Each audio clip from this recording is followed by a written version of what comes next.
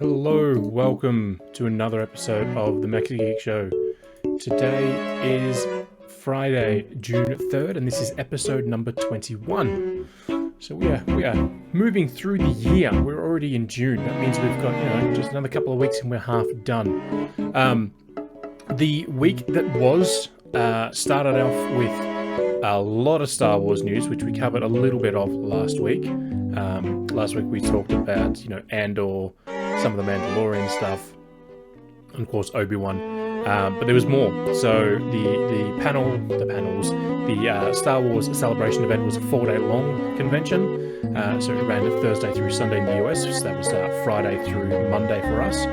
But yeah, it was loaded with things. So we've got some stuff to talk about from there. We also have the PlayStation State of Play that went live this morning. That was loaded with a whole bunch of content as well. So there's a lot for us to get through in regards to that. What we'll do is we'll get through some of the regular-ish news that happened throughout the week, and then we'll get stuck into the Star Wars and PlayStation before we end on the news of what games are coming out and things like that. Give me 1 second. So as I said, it was an interesting week in terms of news. There was a lot of it. Not as much as it has been in weeks previous, but still a lot of news. So let's get into it. And the first thing we're going to talk about is that Nintendo is coming to Marvel Stadium. So announced just a few hours ago, actually, Nintendo Australia have announced that starting tonight, there will be the Nintendo Switch Zone inside of Marvel Stadium. So the information is pretty basic. There's nothing a whole lot to it. It's just going to be a room full of various, Switch consoles that people can play. What is interesting is the managing director of Nintendo Australia, Takuro Hori. He released a statement as part of the news saying, "We hope fans of all sporting codes are eager to pick up a Joy-Con and get right into the action of Nintendo Switch. We're looking forward to welcoming players of all skill levels and demonstrating the breadth of experiences only possible on Nintendo Switch." What this is interesting for... Oh, never mind. They've deleted their tweet. That's a little weird. Okay, they changed it. So what is interesting is the Marvel Stadium already has the Marvel Gamer Zone, which is a location that is themed to...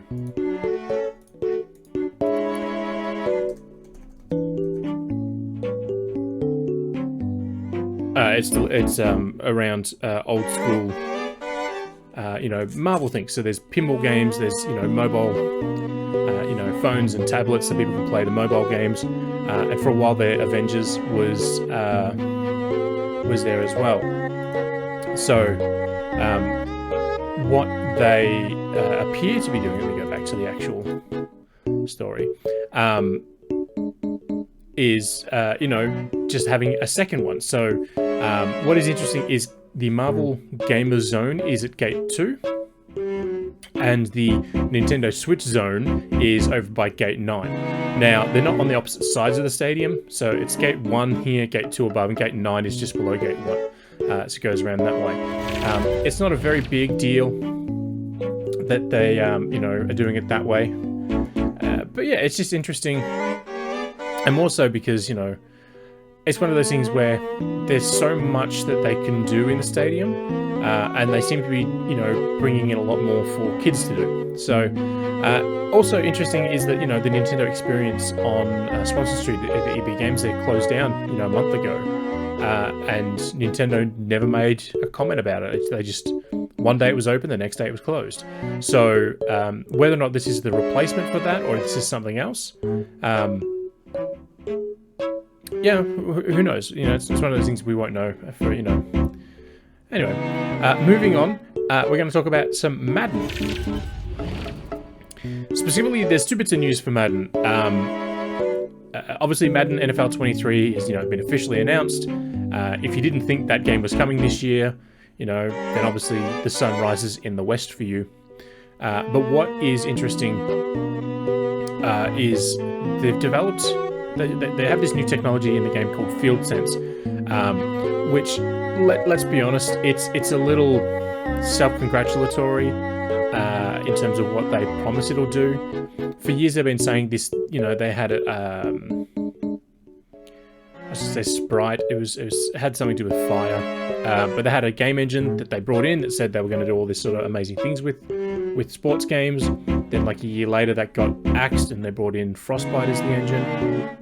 Every couple of years, they roll out this new thing. There was a whole thing about the ball physics were going to be real time going forward. They weren't going to be sort of canned. So that had some issues as well. So every few years, they roll out this new technology that's, they're like, oh my god, this is going to change the way our sports games are played. This new one is called Field Sense. Basically, what it's supposed to do is... let me just see here. What it's supposed to do is actually let you react better than what you were previously. So, they say it like it's supposed to be something amazing, but they say it every year and they never manage to do anything too different. Obviously, one of the big things for this year, though, is that the cover athlete for all three versions of the game is John Madden himself. So John Madden was a player for many, many years inside the NFL. Then he was a coach for a number of years, won a couple of Super Bowls, and then he became a broadcaster. So, the old, where people, they say, oh, the person's going to go from here to here, or in cricket here in Australia, they'll be like, oh, if they hit the ball over here, they draw on the screen about where they think it will go. He was the guy to do that. He didn't invent the technology, but he was the one that made it really popular. Even so much back in the 90s, he teamed up with EA, or Electronic Arts back then, to develop the very first Madden game. So that's why it's called Madden, is because it's not because they said, oh, who's a big popular player or something, like they did with the Tiger Woods games, and then a couple of years ago they had Rory McIlroy.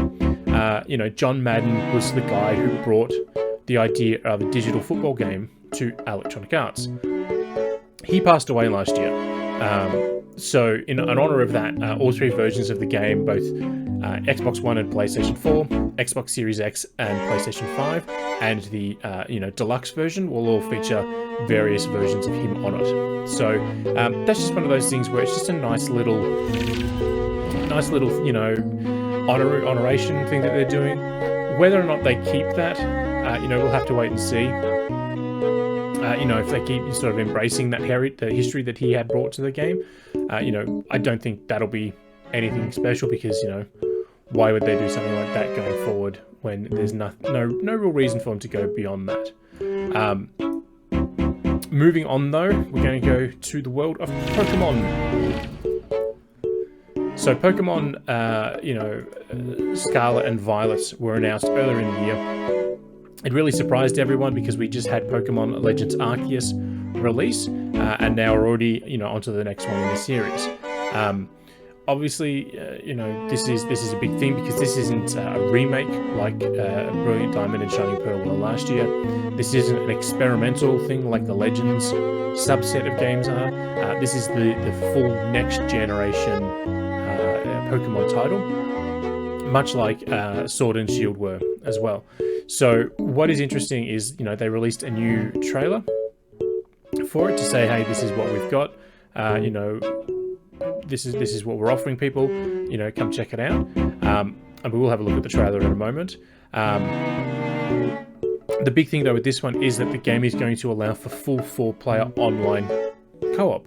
So ever since the original release of Pokemon Red and Pokemon Blue, here in the West, players have been able to trade Pokemon back and forth, and then we've been able to battle people locally, battle people online over the last few years as well. But you've never been able to run around the world with a friend, or friends in this case. But this is the game that's going to do that. So it is interesting.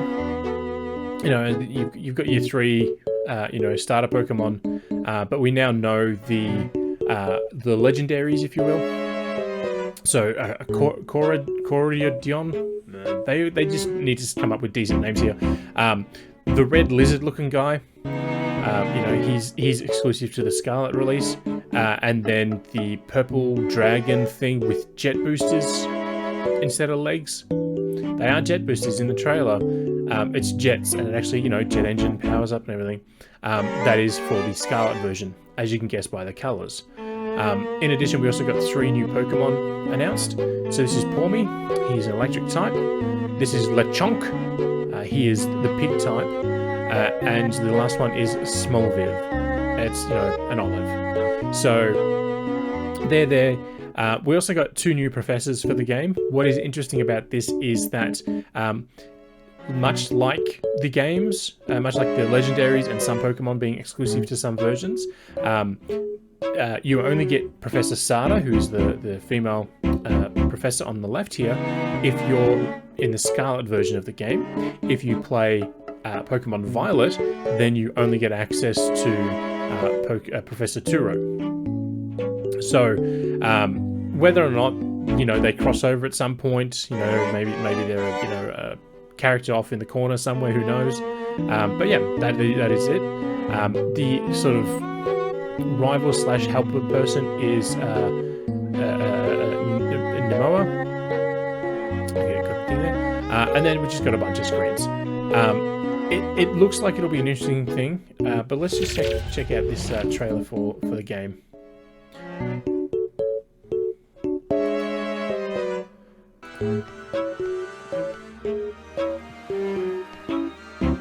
I still think the game looks really rough. I think the engine, they're pushing it a little too much. I think, their design is fantastic. They've got, a proper idea of what they want to do, but I just don't think the engine can handle it. That's one of the things that Arceus looked, bad for me that way. The early footage of this looks worse. This does look nicer. But, the team at Game Freak do tend to pull this stuff together pretty quickly. It'll look pretty weird for the first, last few months, and then out of nowhere it'll get polished up the wazoo. So.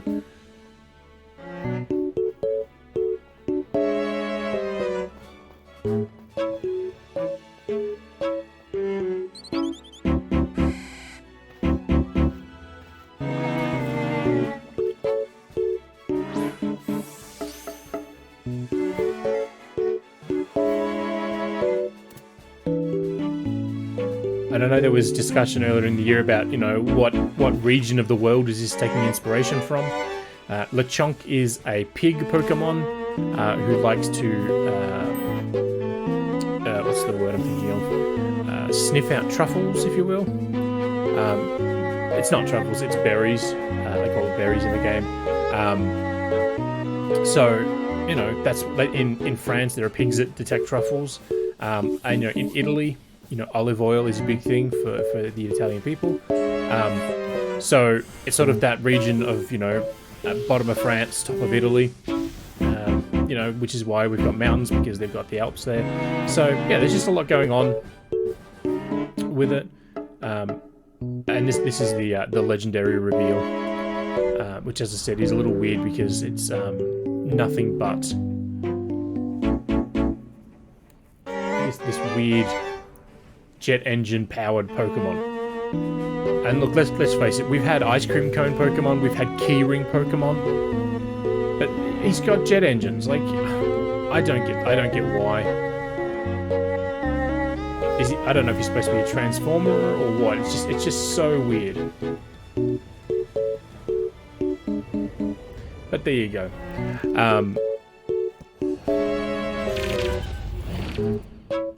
As I said, it's just very weird that they've done it that way. Mostly because I don't get some of the designs for these Pokemon. I really don't.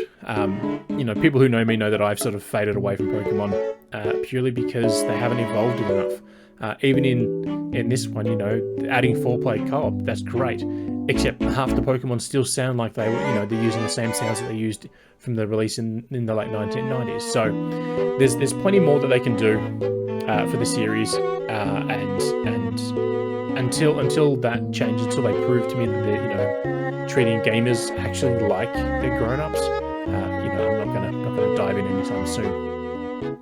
Right, now we've sort of covered off all of that, we're going to move into the world of Star Wars, and we're going to start off with a couple of games. And the first one is that Star Wars Jedi Survivor is the sequel to Fallen Order. So earlier in the year we got confirmation.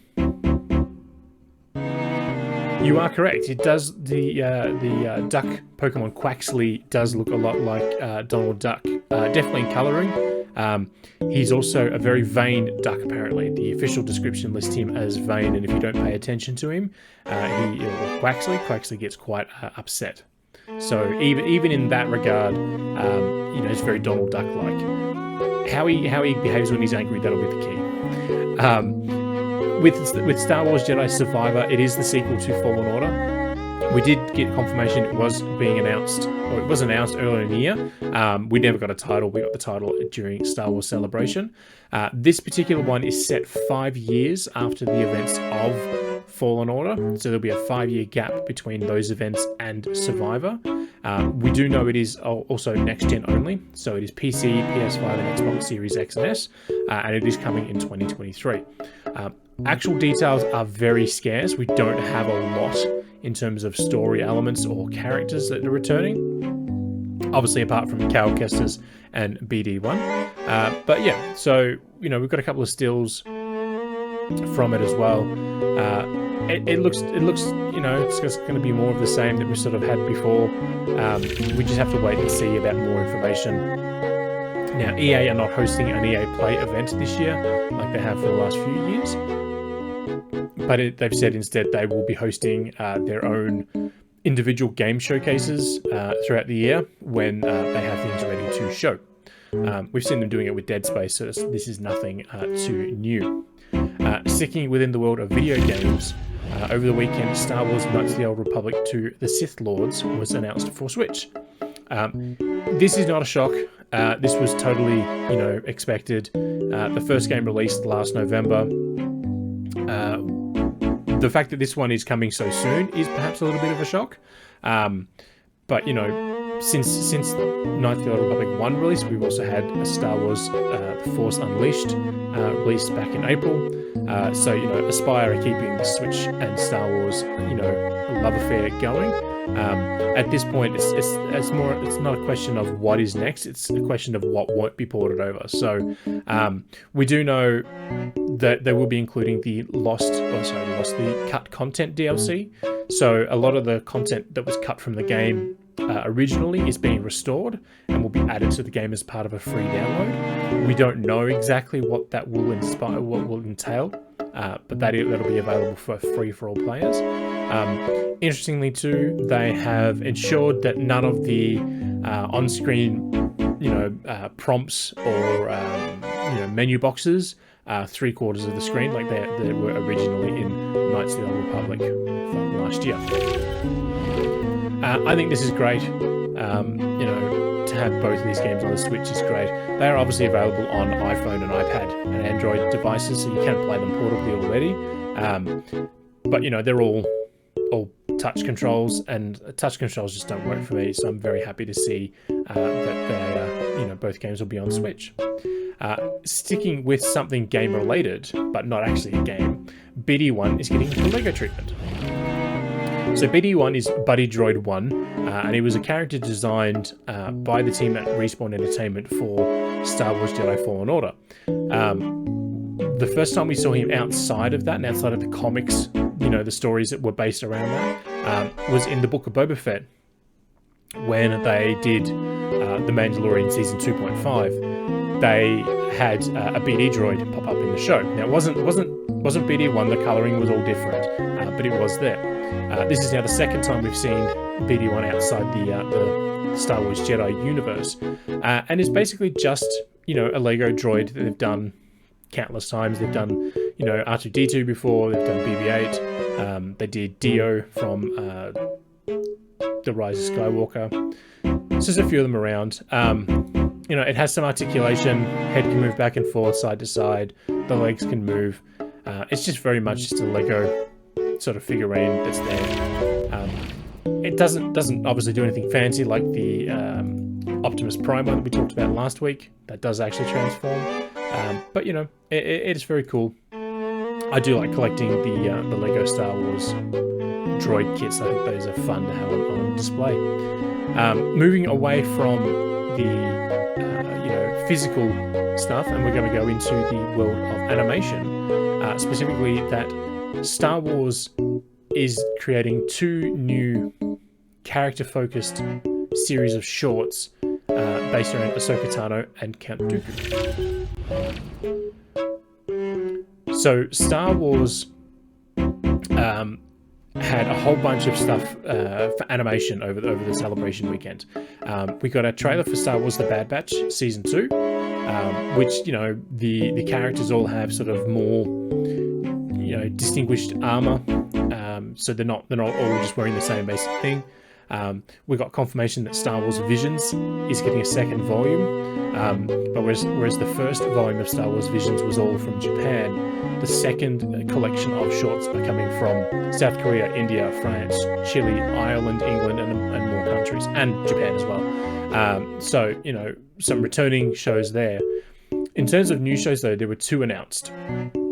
So Star Wars Young Jedi Adventures is different for 3 reasons. The first is that it is the first animation show by Lucasfilm that is aimed at the preschoolers. Preschoolers, sort of, let's say 7 and under. It is definitely aimed at that age group. So they've just said, the original stories will follow younglings as they're swept off into adventure, and as they start on their journeys on the path to becoming Jedi Knights. The second reason why it is different is that it is set inside the era of the High Republic. So the High Republic is set about 200 years before the events of the Phantom Menace.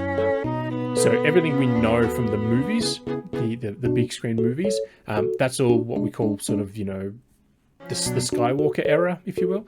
The High Republic is 200 years before that. The only character that exists in the High Republic and in the Skywalker saga is Yoda.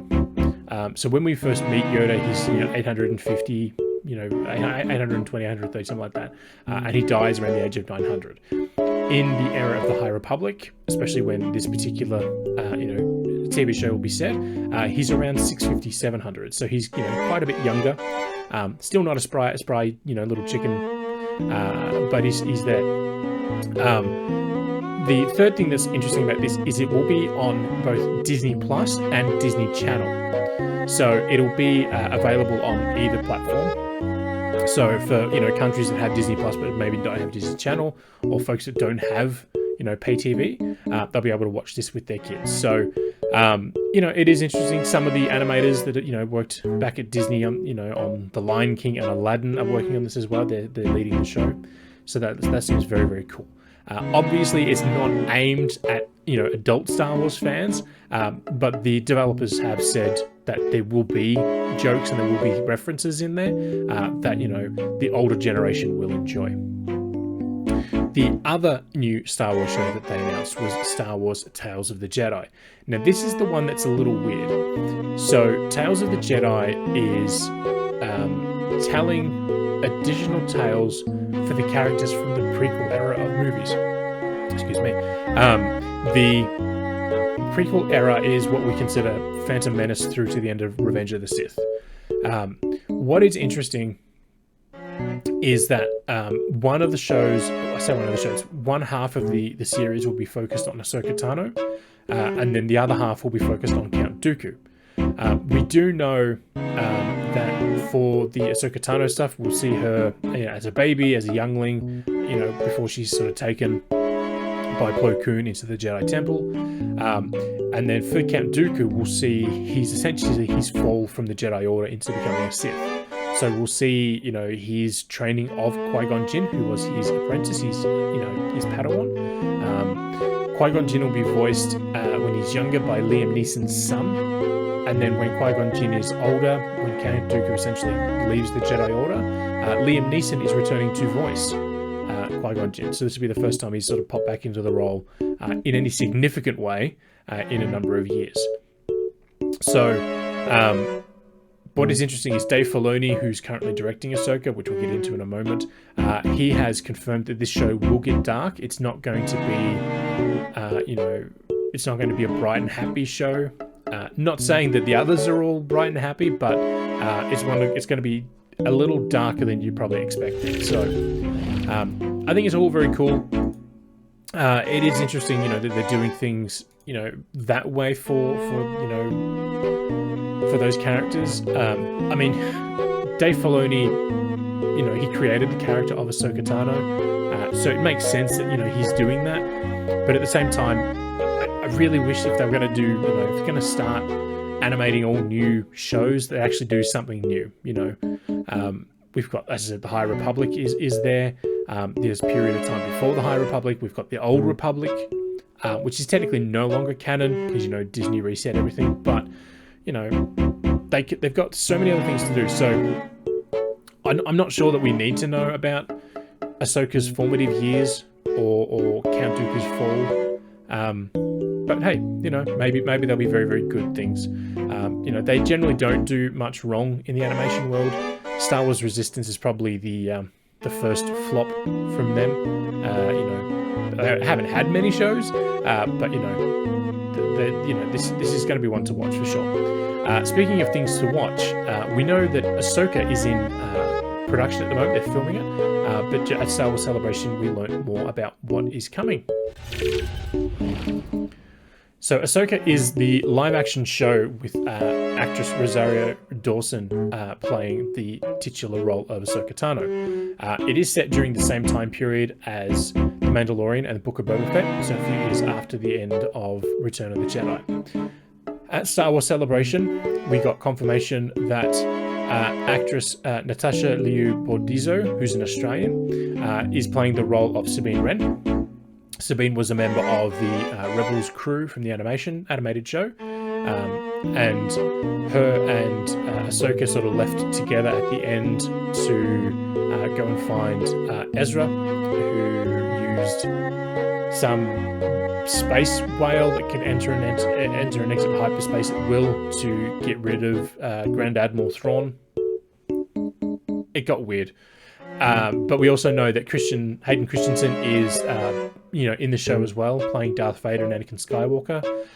Given that this is set, 5 years after he dies, after the character dies, expect this to either be Force ghosts or flashbacks. There's really no other way they can do it. We also got confirmation that Chopper, who's the droid from the ghost ship in Rebels, will be in the show, and that Harrison Dula, who's the captain of the ship, the Ghost, will be in the show as well. Now, at the actual panel where they detailed all this, they did show some footage of Ahsoka, but as always with these things, they never release them online because only if you're fortunate enough to spend a few $1,000s to go to these events are you considered worthy enough to see these things. Obviously, they've only been filming for like 3 weeks when this panel happened, so there's not a lot of footage. But we did see somebody that looked like Harrison Dula from the back, but they've not announced who's actually portraying the character in person. I'm hoping it's Vanessa Marshall, who voices the character in everything else that she's been in. So Hera popped up as a call out in Rogue One. But Star Wars Squadrons, the game from Electronic Arts a few years ago, she was the commander that was giving you missions on the Rebel side. So the character's been popping up here and there everywhere, and Vanessa Marshall's been voicing them pretty much since then. There's also, I do have it here, but I don't think it's worth looking at. We have gameplay for Sonic Adventures. If it was Sonic Adventures, I wouldn't be so upset. Sonic Frontiers. So IGN are hosting a month-long celebration of the game, releasing footage and interviews and bits and pieces. The first footage is out and it looks bad. I'll paste the link here in the chat. When I say bad, I don't mean it's bad as in, it's broken and glitchy, though there is some pop-up. I just mean there's nothing going on. It's essentially a tech demo. Somebody's built a world and now they're just having a character go around to see what happens. It's there. If you want to watch it, by all means go ahead. But I don't think it's worth it. Right, that is Star Wars done. You know, as I said, there was some additional Star Wars news. Like, we got confirmation that Taika Waititi's Star Wars movie is due at the end of 2023. So that is sort of the big Disney movie for next year, for the holiday period. The one this year is Avatar 2. But yeah, so we got confirmation of that. We got confirmation that the High Republic-based live-action show is still coming along. You know, that's going to be a very dark show, apparently. We also got some more information on, you know, the Star Wars lands inside the Disney parks. The Star Cruiser got some more information. We got a whole bunch of new replica information and all that sort of stuff. So that, yeah, there's a lot of Star Wars stuff around. Ready to really cover the big things here, just because of the amount of content there was. But yeah, so that's Star Wars done. So now we're going to take a look at the state of play from PlayStation.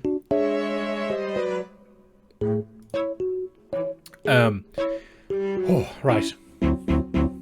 The state of play thing, it's the PlayStation Direct, essentially. So they started doing this a couple of years ago, and they've slowly been getting into their groove, sort of nailing it. They generally open up with a big game and end with a big game, and that was exactly what they did today. And the game they opened up with was Resident Evil 4, specifically the remake of Resident Evil 4. So we knew that this game was coming. Capcom announced it a couple of years ago. There was that leak from Capcom where they, you know, basically confirmed the game was in development, which again, we already knew, that wasn't a big surprise. But now we know when it's coming. So the game is coming in 2023 to both PC, PlayStation 5, and Xbox Series X. It is a next-gen only title. There is no Xbox One or PlayStation 4 version. It is being developed on the RE engine, which is the same thing that powers Resident Evil 7, Resident Evil 8, Monster Hunter Rise, and even Ghosts and Goblins Resurrection. It's the same game there. So it is essentially the same game, just looks a little bit different. Let me pop on the trailer here while we talk about it. What is, as you can see, they put up the dates. The 24th of March next year is when we're going to get the game. But what is interesting is, you know, they're saying they want to preserve the original essence of the game, which I'm fine with. Resident Evil 4 to me is the best game in the series. What is... I don't know, watching the trailer, it just seems like they're being just a little bit too... They're sort of making it feel more like the recent Resident Evil games, so 7 and 8. Obviously it's not first person, but that's the sort of vibe I get from the trailer. Which, you know, isn't a bad thing, but at the same time, it's not what people wanted. People just wanted a better looking, you know, and smoother playing Resident Evil 4. They didn't need it to be, you know, remade to this extent, I should say. So even here, apart from the fact that it's called it Resident Evil 4, nothing here says Resident Evil 4. Like, that shot maybe, but the big thing with Resident Evil 4 was, you know, it was set in the daytime, like that shot there. It's set, you know, like this village in sort of rural Spain, rural Italy, whatever you want to call it. So, you know, it had a big sort of... That was the big thing, is every other Resident Evil at that time was set in the dark. It was set at night time, you know, storms and rah. The fact that this one was set in sort of a bright, well-lit day really just sort of threw everything out the window, because it's like, oh, your horror game's not set at nighttime. That's weird. So it had a lot going for it in terms of that. And this one seems to have sort of gotten away from that and done something different. Different isn't bad, it just doesn't make sense that that's what they wanted to do. You know, they've said that, you know, want to keep the original essence, but they're changing sort of one of the pillars of it, which doesn't make sense to me. In addition to Resident Evil 4 Remake, we also got confirmation that Resident Evil 8, or Resident Evil Village, is being remade for PlayStation VR 2. That's obviously a ways out because we don't have a date for VR 2 yet. But it's not being, you know, shoehorned into the existing version. It looks like it's being completely rebuilt to make use of it.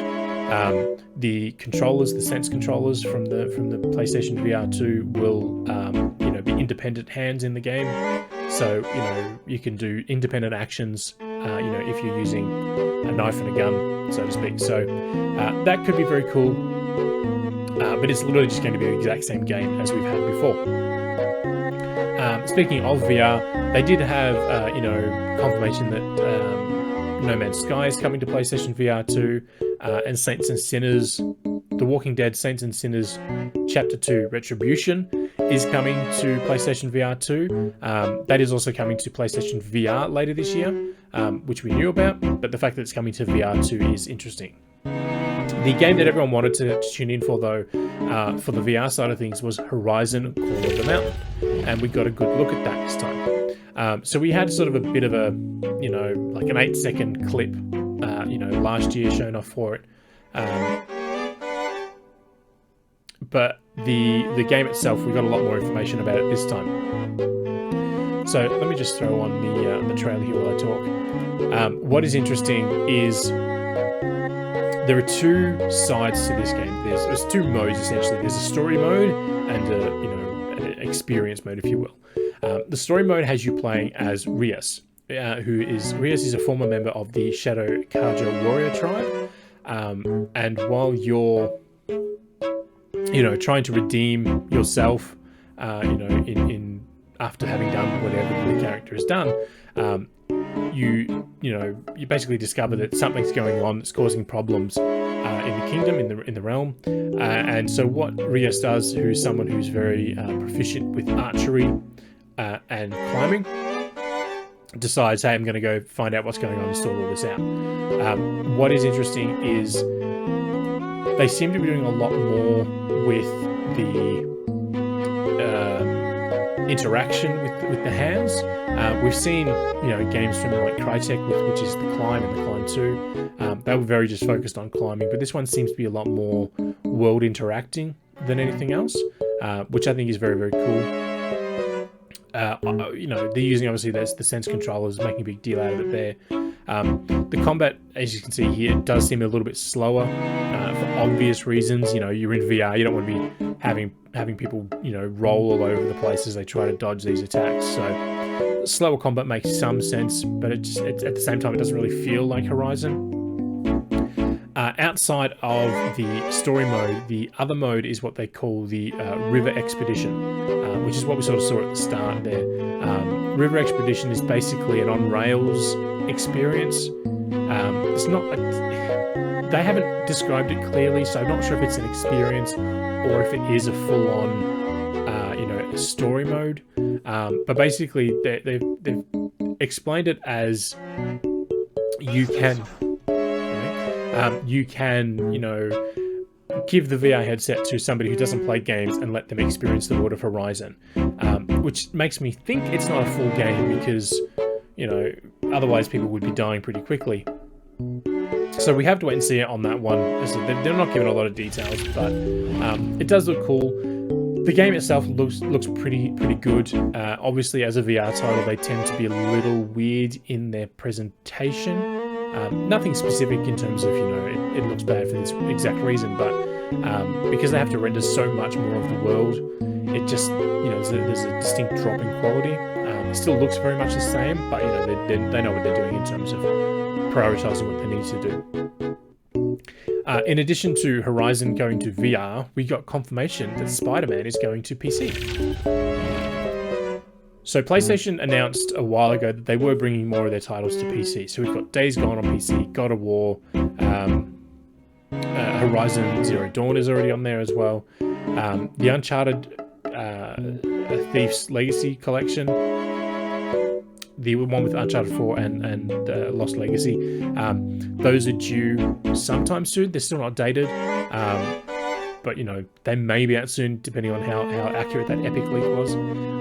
But today we got confirmation that SpiderMan Remastered is swinging onto PC on August 12. So again, this is one of those ones. Let me throw the trailer on while I talk. What is interesting is this is the remastered version of the game. So this isn't the port of the PS4 version. This is the port of the PlayStation 5 release. Now, Nixes is the developer doing this. They're a Dutch studio that PlayStation bought earlier in the year, specifically because they're a porting specialist, so they know how to port things across. And yeah, so they're bringing PlayStation 5 Spider-Man to PC. We do know it'll support full mouse and keyboard, and it will offer, you know, things like ray tracing and, you know, adjustable render settings. But there's nothing specific yet, you know, about ultra widescreen support and things like that. What is interesting is during the State of Play, it was just this trailer that they showed, but it was after the event that they confirmed that Miles Morales will release later in the year as a standalone thing as well. So, yeah, so August 12, we'll get SpiderMan Remastered for PC, and then later in the year, we're going to get Miles Morales. This obviously does raise the question about how long are we going to wait now between releases of, you know, PlayStation console games coming to PC. There hasn't been a big, you know, turnaround time on them. So we got Spider-Man Miles Morales at the end of 2020. So we're looking maybe 2 years by the time it hits PC, which sort of lines up. You know, Days Gone was 2017, 2018, and it came to PC back in 2020. So, you know, they haven't had, you know, they're not keeping these things exclusive for years and years and years, but at the same time, they're not doing day-and-date releases. So it's still sort of set up in the way that if you want to play, you know, Spider-Man 2 or Horizon Forbidden West at the moment, you've got to play them on the PlayStation 5 console, or PlayStation 4 in Horizon's case. But if you want to play them on PC, because that's all you have, looks like you have to wait a couple of years. So it doesn't make sense to me. But hey, you know, I'm not PlayStation, so who knows what they're thinking. Speaking of who knows what they're thinking, we actually got a release date for Stray. So Stray is the game that has you playing as a cat. And this is not an anthropomorphic cat that speaks. This is not Puss in Boots. This is not some weird mutant hybrid cat-human creature. No, you play as an actual kitty cat. So Stray popped up a couple of years ago in the PlayStation 5 showcase. And we sort of haven't seen a lot of it since then. But what's different is, in this game, you're a cat and you're attempting to return back to where you live. It's a very, very simple story. But what is interesting is that there's a whole world of mystery around you. And the mystery is, you know, that all the life forms that you meet aren't, you know, biological. They're synthetic. So as you sort of, you know, investigate the world as you move around, you'll start to learn about what's going on in the world. In terms of, you know, the gameplay, they've been a bit coy on it, and I think that's probably a good thing. What is interesting though is, you know, it's totally, you're a cat. You don't have superpowers. You can't run up walls. You know, you can only jump up ledges if they're the right height. If they're, you know, 3 stories high, you can't leap up there, right? I think it looks very, very cool. It's going to be one of those ones that's either going to be very appealing, or it's not going to appeal to you at all.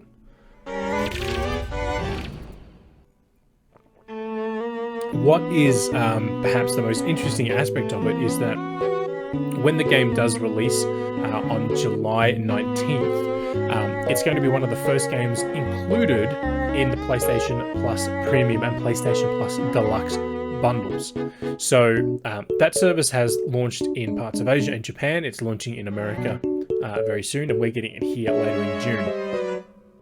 So much like Xbox Game Pass, there will be some games included in your tiers. A lot of the games are going to be, you know, PlayStation 4 games that are already available, some PlayStation 5 games, things like that. But this is going to be one of the first ones where the day it releases on the console, it will be included. So if you have an active membership with those 2 tiers, or with either of those 2 tiers, I should say, you'll get access to this game as part of it. So it is essentially a Game Pass type release, but just on PlayStation. So, you know, if you're worried about things like that not happening on PlayStation, you now no longer need to worry. On the flip side, though, something you need to worry about is the Callisto Protocol. So we got some information earlier, late last month, about this game because it is the Game Informer game of, it's their cover story for the month. But today we actually got a first proper gameplay trailer for it. So I will put this on while I talk because there is some cool things about this game. The first thing is that the game itself is being developed by a new studio called Striking Distance Studios. Now, Striking Distance, this is their first game. But most of the team have come from Sledgehammer Games, who made a couple of Call of Duty games over the past few years. But before then, the bulk of the Sledgehammer team came from what was Visceral Games. And Visceral Games were the studio that created Dead Space. So Dead Space 1, 2, and 3 were done by Visceral. They then were working on a new Star Wars game before EA shuttered them. The developer, the lead designer for the Dead Space series, Glenn Schofield, left Visceral Games before they closed and started up Sledgehammer. He's now left Sledgehammer and started up Striking Distance. So it's very much a cyclical thing here where the creator of Dead Space is now creating another horror game. And as you can see, it looks a heck of a lot like Dead Space. One of the big things though in this one is you're not set on a random spaceship, with a religious artifact or something. There's something else going on. But what you're on is on one of the moons of Jupiter, Callisto, which is where the name comes in. But your character is acted out and voiced by Josh Duhamel. So fans of TV show Las Vegas will know him from there.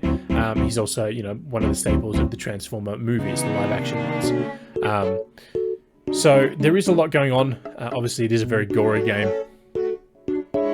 but what is interesting is it's not saying it's not Dead Space, but it's also not saying it isn't Dead Space. You look at some of the things here. You go, okay, that's just a ruined thing. We see those all over the place with horror games. Abandoned hospitals or ruined hospitals makes sense, right? Okay, cool. Some character shots. You look at the creatures; they do seem a little necromorphy in design, right? So it's definitely something to consider. But then you start looking at the actual design of the ships and everything is very industrial. The ship's design of the prison is very industrial, which is also the case in Dead Space. It was a very industrialized design. So it's definitely not trying to beat Dead Space. Think of it as if Dead Space had the chance to grow naturally. This may be what the evolution of the series was going to be. It is interesting. This game is going to release on December 2.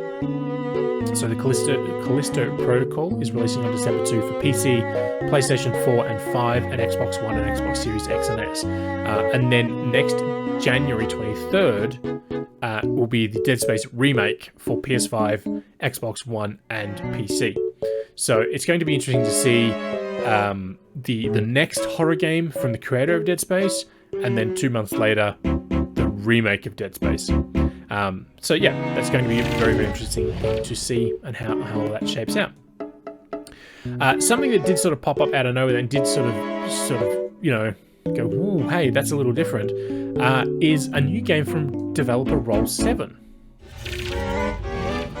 So Roll7 were the developers behind Ollie Ollie World earlier in the year. I don't think the Callisto Protocol is going to end up as a stocking stuffer.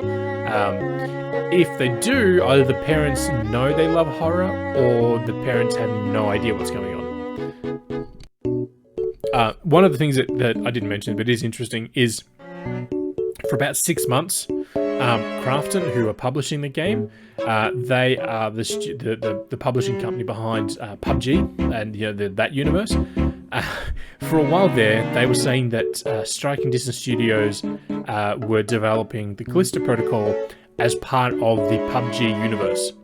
So in the modern day, players, PUBG was a thing, and then the baddies from that were sent off to prison, and eventually the prison ended up on a moon of Jupiter, and rah, rah, rah. That is no longer the case. So just a little nugget of information there. But yeah, with this one, this is called Rollerdrome, and it's from Roll 7. And what is interesting is it looks very much like Ollie Ollie World, except it is a third-person skater shooter. What is interesting, I don't know why it keeps defaulting back to low resolution video. As you can see, it definitely looks like Ollie Ollie World.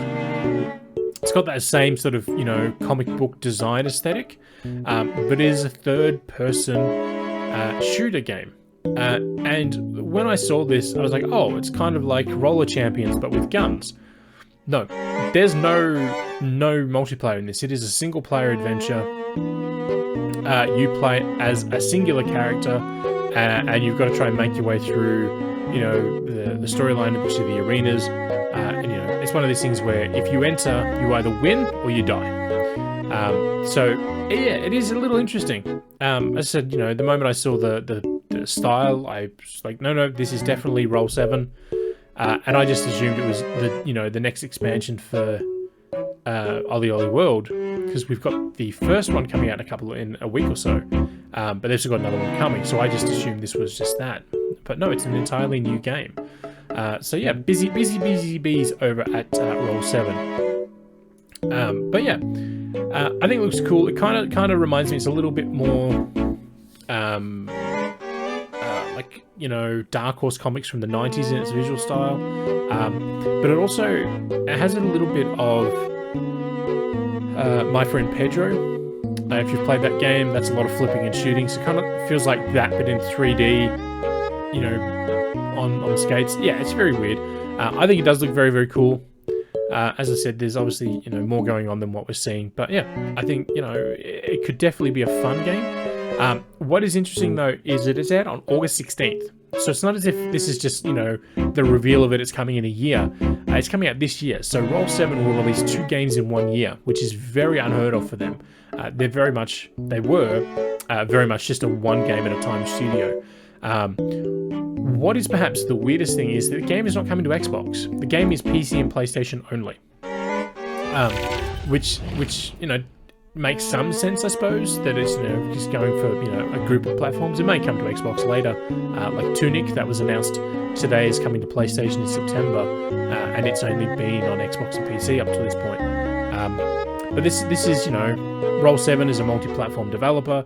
Private Division is a multi-platform publisher. They're owned by Take-Two. They make games, for every platform. So it just doesn't make sense that this is announced for just PlayStation and PC. But, that's the way things go, I suppose. In terms of things that were announced for Xbox, Street Fighter 6 was fully revealed today. So obviously we saw Street Fighter 6 earlier in the year. And clearly the developers got the feedback about the crappy logo that they originally came out with that looked very much like a Photoshop grab. The new logo is much cooler. But Street Fighter 6 is coming out in 2023 for PC, PlayStation 4, PlayStation 5, and Xbox Series X and S. So it's a little weird that Xbox One isn't included. And obviously Switch is not included because, it's Capcom. They don't make new Street Fighter for Switch. But it's being developed on the RE engine. So Street Fighter 5, which came out like 7 years ago, was not done on this engine. So this is the first game in the engine. So it's obviously going to be very, very different. But the RE engine is supported on Switch because Monster Hunter Rise is in the engine as well. So it's a little weird that they're doing it that way. We also have new looks for 3 returning characters. So this is Chun-Li. This is Luke, who is me. Looks exactly like me as well, you can clearly tell. And then obviously Ryu. But we also got the first new character. This is Jamie. Jamie is a breakdancing, martial artist. So, yeah, it is interesting. We've got new looks. The thing that's really... yeah, that logo is just weird. What is interesting about Street Fighter 6 is that it'll have 2 control types. So they're calling one classic control, and that is the standard you know, up, down, left, right, you know, punch, kick, then roll from down to up by going to the left, you know. The standard sort of button inputs that everyone has known and been playing with since Street Fighter 2, those will still be around for it. For the newcomer or the player who just does not care about button combinations, like me, there is the modern control type.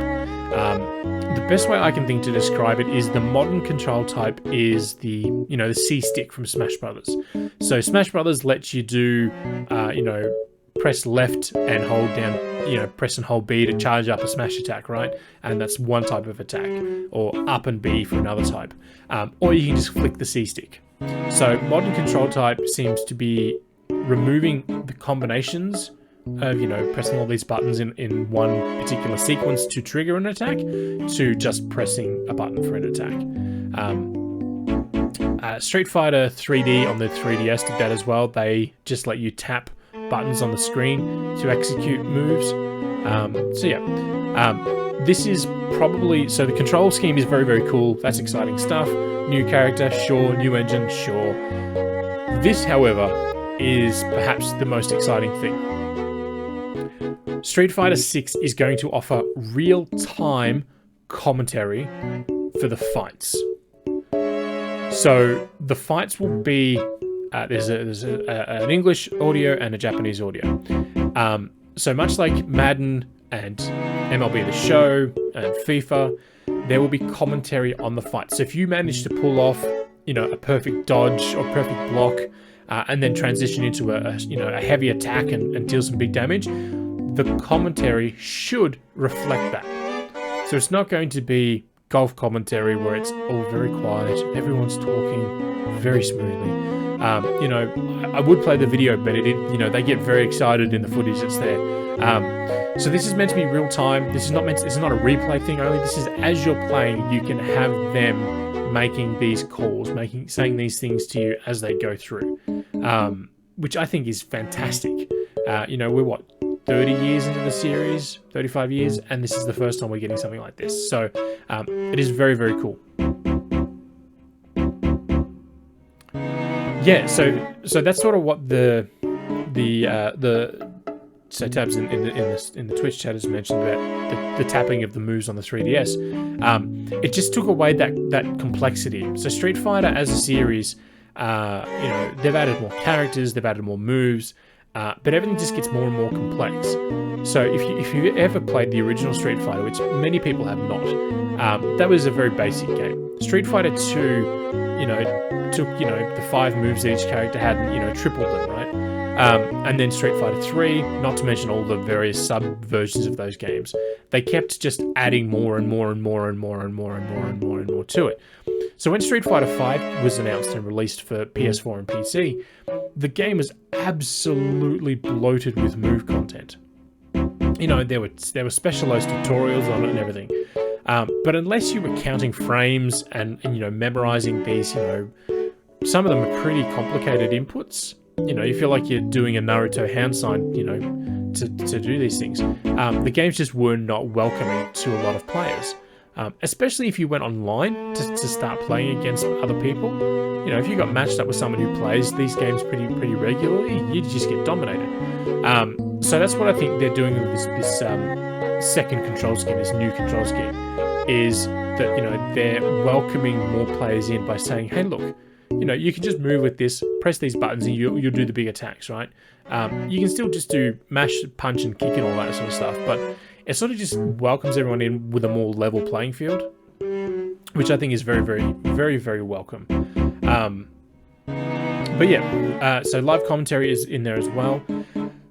But that's not it. So you know, we've got new characters, we've got a new engine, new graphic style. There's also you know, live commentary, but there's also an RPG mode-ish. So there's 3 modes. There's the Fighting Grounds, which is the standard fighting game that Street Fighter is known for. There's the Battle Hub, which is like a social hangout space where you can take your, you know, version of Ryu in the outfit you've selected and hang out and talk with other Street Fighter fans. But there's World Tour. World Tour is a single-player immersive story mode that is set, apparently, to push the boundaries of what a fighting game is. which is okay. Now, if we pop the trailer on for it, we actually see a bit of the world here. This is probably the thing that most excites me for it is, you know, if they just said Street Fighter 6 is just, you know, a new engine, new fighting, yeah, great. You know, pat yourselves on the back, you've done something similar to what you've done the last 3 times. But this one, you know, this is a version of New York, you know, inspired by New York. But you know, they've gone out of their way to say it's, you know, it's a world, it's a place where there are characters, you know. So there's a whole thing. So they've even dropped a whole bunch of story lore already for, you know, why Ryu has a beard and has, you know, a shirt hanging off one side, you know, why Chun-Li looks different. So there's a whole lot of stuff. There's Luke, again, looks exactly like me. So as you can see, this is the world tour footage, and it is very much a world in that, you know, people live, people are walking around, you're getting into fights. So, you know, how deep it is, we don't know. But the best way I can sort of equate it to something we do know is it's very much like, you know, Dragon Ball Xenoverse, where, you know, you've got your character that you create. So you're not playing as Ryu, you're not playing as Luke, you're not playing as Chun-Li, you're playing as your character, and you're going on an adventure through an existing world. So, yeah, there's just Street Fighter 6 is it's shaping up to be very, very cool. You know, it's coming in sometime in 2023. There's no set date for it yet, so we're still quite a ways off for it. But yeah, I think it looks fantastic. It could be something very, very fun, especially, you know, with the new ways of welcoming players in. But we'll just have to wait and see about it for now, because, you know, it's still quite a ways off. Speaking of a ways off, we actually got more information about Final Fantasy 16. So it's been a number of years since Final Fantasy 15 released, and we've known that they're working on this. We got a trailer a couple of years ago, but today we got a brand new trailer for Final Fantasy 16, which I will put on now so we can actually watch it while I talk. So this new trailer showcases I say the beast, but it's not the beast, the summons is probably the better word for it. So Ifrit and Bahamut and all that sort of stuff. We also got confirmation that the game is coming out here sometime during winter of 2023. So we're at least 12 months away from this game releasing, which is very fun because it now means that people can stop asking about when it's coming out. We do know that the English audio has all been recorded. They recorded that first for, you know, change of pace for whatever reason. So in the trailer we see these things. They're called icons. So it's EIKONS. And, you know, we see a bit more of the battle system. The main character is Clive Rossfield. You know, that's the king. That's him there fighting. So it's very much, you know, behaves a little bit more like Final Fantasy 15 does, as opposed to, you know, Final Fantasy 7 Remake. We also got, you know, a list of the developers, you know, behind it. So Naoki Yoshida is the producer on it. Hiroshi Takai is the director. He's done a lot of things as well for the series. What is perhaps the most interesting thing is, so when this game was announced, it was shown off during the PlayStation 5 showcase. You know, they said, oh, it's coming to PlayStation 5. It's like, of course it is. It's in your showcase. This game is not announced for any other platform. So at this stage, Final Fantasy 16 is PlayStation 5 only. So it is possible, you know, so we're looking at, you know, an icon of fire, you know, there's Ifrit, so there's a bunch of things. It is possible that, say, at the Xbox Bethesda Showcase next weekend, we will get confirmation that this game is coming to, you know, Xbox Series X and S, and maybe it's a reveal for that. Maybe it's not. Maybe it is PlayStation 5 exclusive. What is interesting in those, they haven't actually said exclusive. They've just said in development for PlayStation 5. They haven't said it's an exclusive development for PlayStation 5. So this is where things are a little weird with this one. We also got a bunch of new, what they call landscape screenshots. So it's basically just, you know, stills of the world. The game does look very, very beautiful. You know, how it all shapes up, we have to wait and see. But I am very, very excited for seeing this one some more.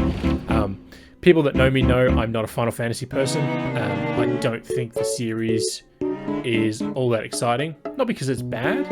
It just has some, you know, there's more they could do with it than just, you know, everything they do. But that's me. So, yeah. Right. You know, we're sort of a little over here, but we'll push through for the remaining few things.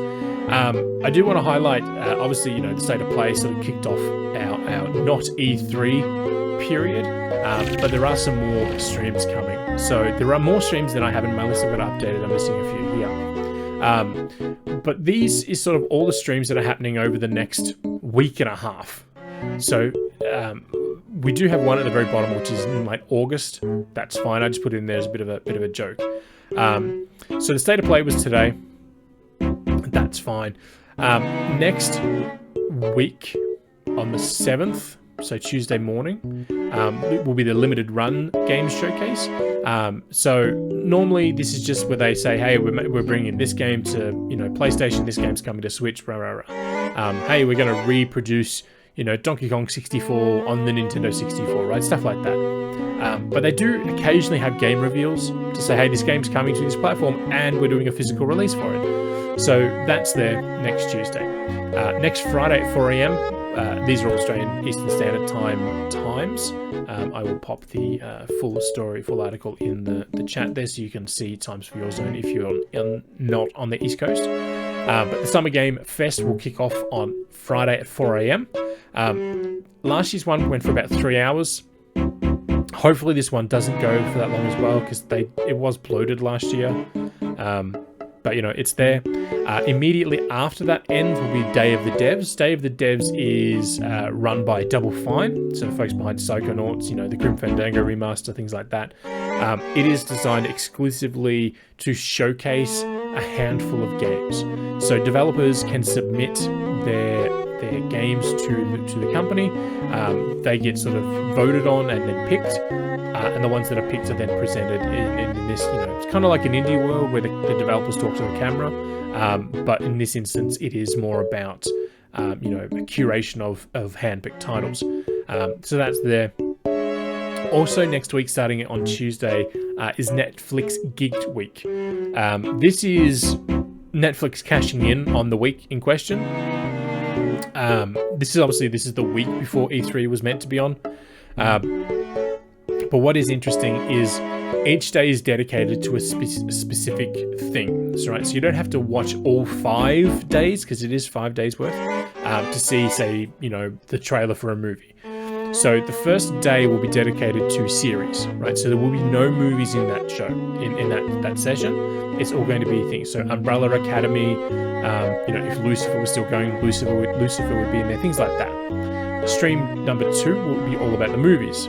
So the movie that was just announced with Woody Harrelson, the man from Toronto, that may be in here, right? But the show with Rowan Atkinson, Man vs. Bee, will be in Stream 1. Stream 3 is all about animation. So this is where we're going to see more things about the Cuphead show, Cyberpunk Edge Runners, and all the other animation and, you know, adaptations that they're doing, you know, like the Castlevania stuff they did a few years ago. This is where that'll be. Stream 4 is dedicated to Stranger Things. Cool. Stranger Things. You like Stranger Things. That's the day about Stranger Things. Stream number 5, the final one, that is all about games. Netflix apparently publishes games, so that's what they're doing. This is the one. There's 2 of these. This is where you have to be, you know, comfortable for it. The Guerrilla Collective is an event that's hosted by The Mix, which is the Media Indie Exchange. This is, you know, a 3.5-4 hour event where it's just game after game after game after game after game. It's very much an indie world style presentation where developers talk about their games, but even between the hosts of the show will talk about the games. This one starts at 1 a.m, so it's a very early stream for it if you are planning on watching it live. Between the 2 halves of the stream last year, there was like 90 odd titles, so it should be a very packed one as well. Starting a little bit after that, at 2:30 a.m. on the same day, will be the Wholesome Games Direct. Wholesome Games Direct is exactly what the name says. It is a direct style presentation featuring games that will make you go, "Aww." It is just that. It is just wholesome, pure, simple, not simple mechanics, but just pure and simple games. That's all that you're going to be getting out of that one. Oh, later on in Sunday, we'll have the Future Games Show. This is done by Games Radar out of the UK.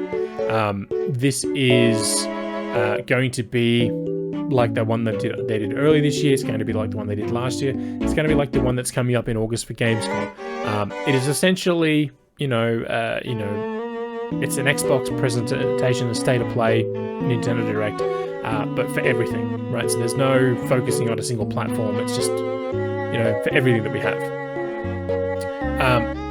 On Monday at 3 a.m. will be the Xbox and Bethesda Games Showcase. I'm personally hoping we start to see some Indiana Jones, Forza Motorsport, maybe we'll see some Fable. Starfield and Redfall should make an appearance, even though both games have been delayed.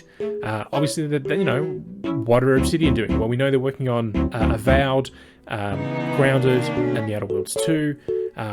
We Happy Few developer, I can't think of their name, but they'll have their new game. We'll probably see some State of Decay 3, probably see something from the Coalition.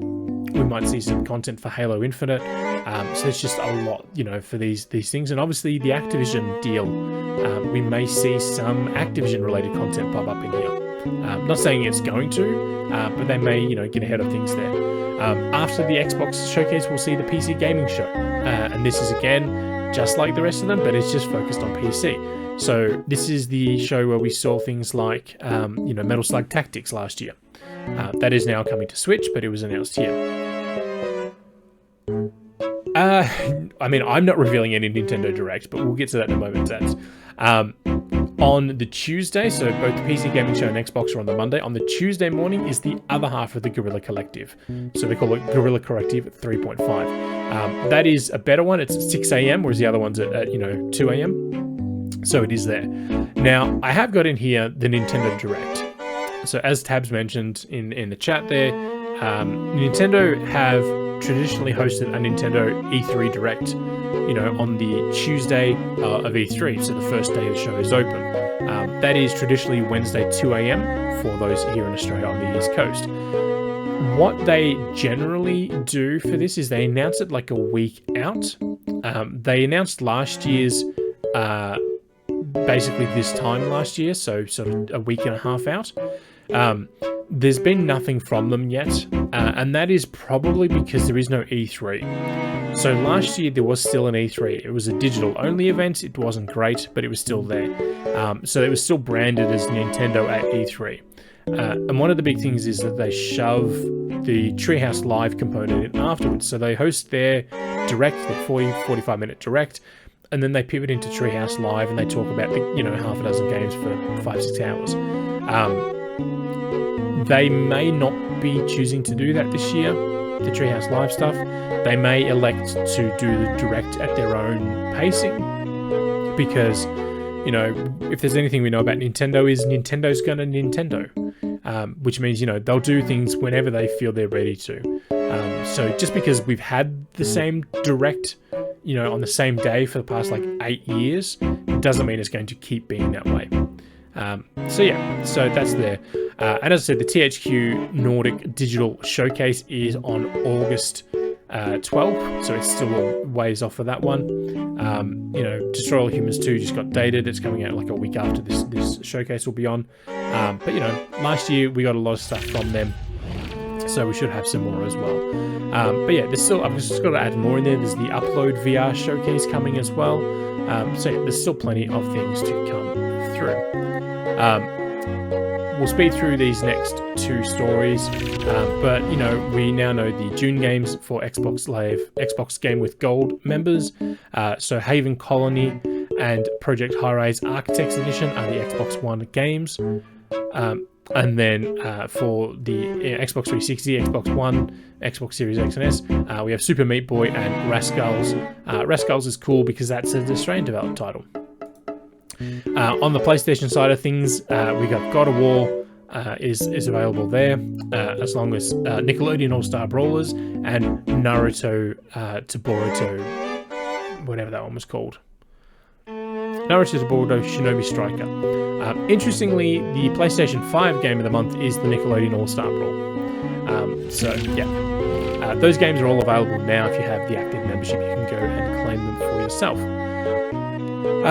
Because we are over time already, I'm not going to run through the big list of the games of June. I will throw the article in the chat here though, so you can peruse it at your own leisure.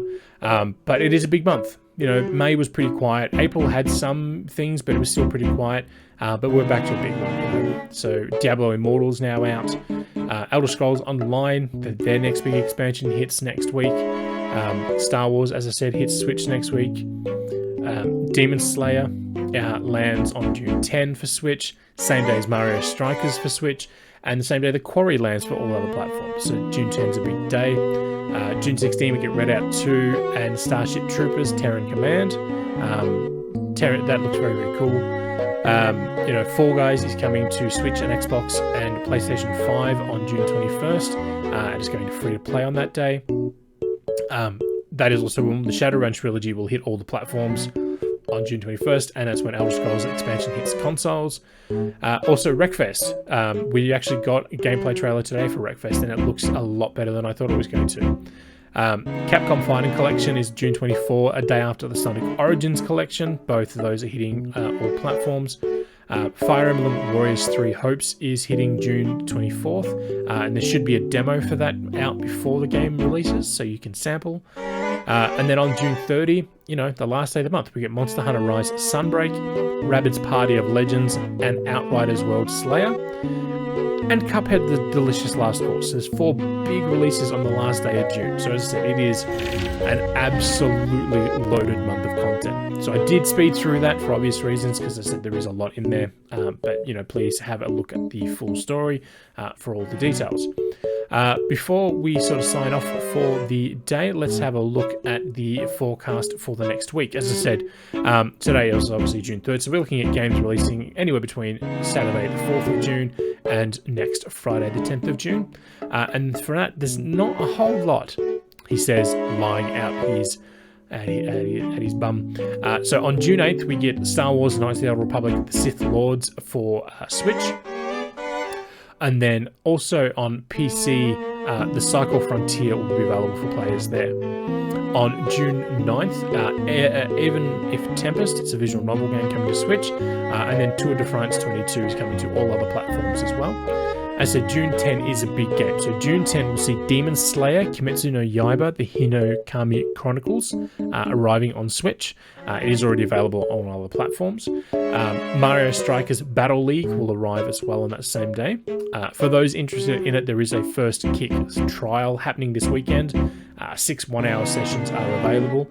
I did put over an hour into it down at Nintendo the other week and got to play some regular matches. It is a whole lot of fun. We'll also see Metal Max Xeno Reborn hitting PC, Switch and PS4 on June 10th, and then The Quarry as well, which is the horror game. We have a preview for The Quarry up on the site, and we're working on the review for that now. So I said, it is a big game, big month of titles, and you know, we don't know a lot for the rest of the year, but this is the time when we start learning all about that stuff. So that brings us to the end of another episode. As I said, this is, you know, it's been a busy week because of all the Star Wars news, or the PlayStation news, and I didn't even cover off all the PlayStation news either. So there's plenty more stories. They're all available on the site. It's just maxi-geek.com or maxi-geek.au, because, you know, I have that domain as well. So let me just throw that in the chat here. So that is the localized version of the website. It will just redirect you to the main one. We will be back on Tuesday for the next installment of our James Bond series, where we're playing through more of From Russia with Love with Sean Connery. We're not playing the game with Sean Connery, but he stars in the game. We'll be back next Friday for another episode of the Maxi-Geek Show. This again will be up on YouTube, so if you do watch it there on YouTube, you know, do the whole like, subscribe stuff. Otherwise, we will catch you next time we're online, and until then, happy gaming.